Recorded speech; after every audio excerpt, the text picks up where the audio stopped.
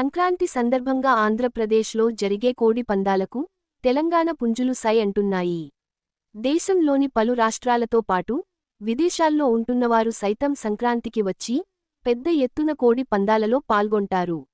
భద్రాద్రి కొత్తగూడెం జిల్లాలోని ఆంధ్రా సరిహద్దు ప్రాంతాల్లో పెద్ద ఎత్తున జరిగే పందాలకు ఇప్పటినుంచే కోళ్ల కోసం వెతుకుతున్నారు.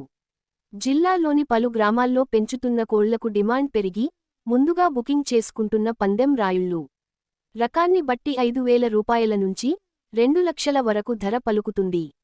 ఒక్క కోడి పెంపకానికి సుమారు 25,000 నుండి 30,000 వరకు ఖర్చు అవుతుంది.